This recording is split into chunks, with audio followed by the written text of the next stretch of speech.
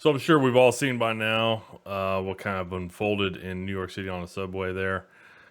That a woman was lit on fire by this migrant man from Guatemala.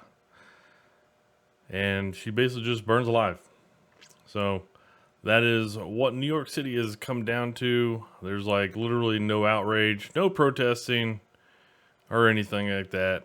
And there is some very interesting irony in this whole situation. So, and here's another shot of her just standing there, burning alive, head to toe, and everybody's literally just watching. So we know New York City is filled with just a bunch of pieces of crap, but as you just saw, a cop walks by and doesn't do anything, doesn't try to help, and I'm sure he's probably been around in that area before. And this guy that gets up right here, this is the guy, the guilty guy. And he goes over and fans the flame. Nobody's helping. Everybody's video watching.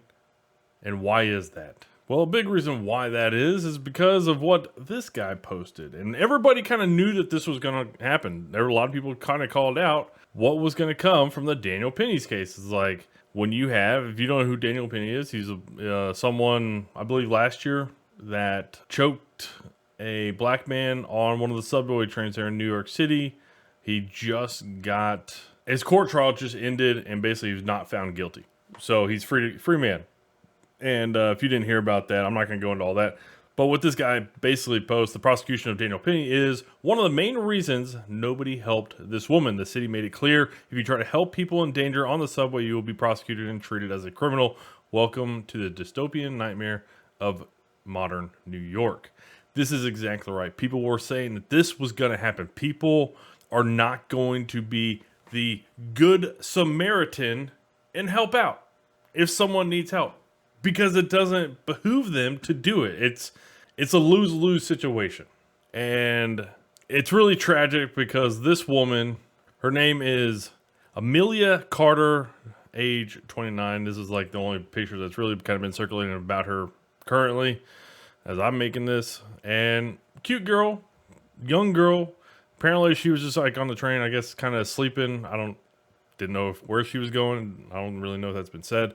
But basically, she was just on the train sleeping, so she might have just been going to work or across town for a party, whatever.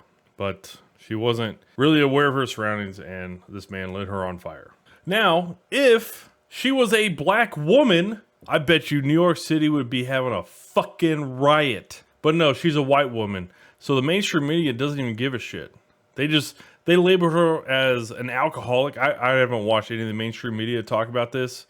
But from some of the posts online that you've kind of seen, they basically said she was an alcoholic. She was around a bunch of empty beer cans and bottles. And I'm like, yeah, I'm sure that's probably all over subway trains in New York City.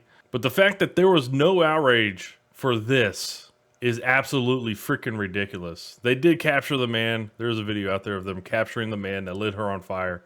So he is in custody. But it's still bullshit.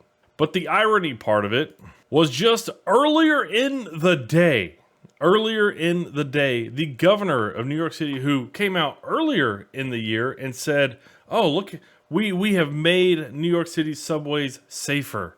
And then she went and did some photo op talking in a video about how safe subways are.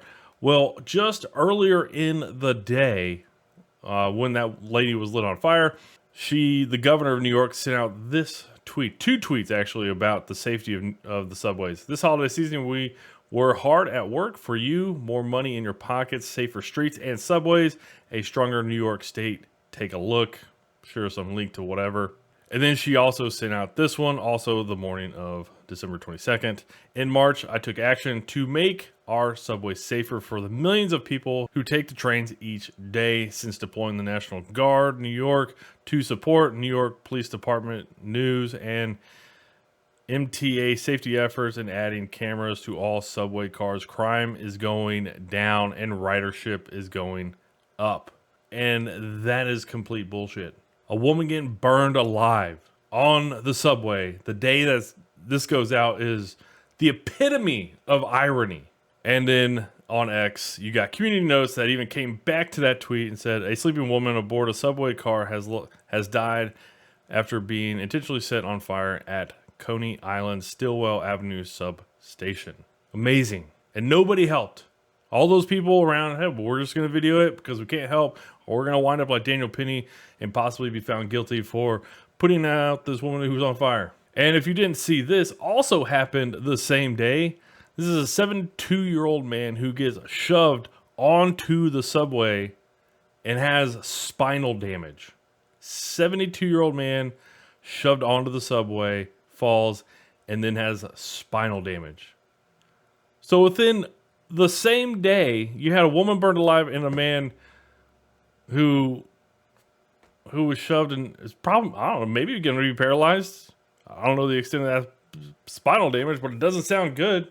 Notice that the two victims are white, so it's okay. That's fine. But hey, if they would have been black, shit, we would be out there fucking protesting and rioting.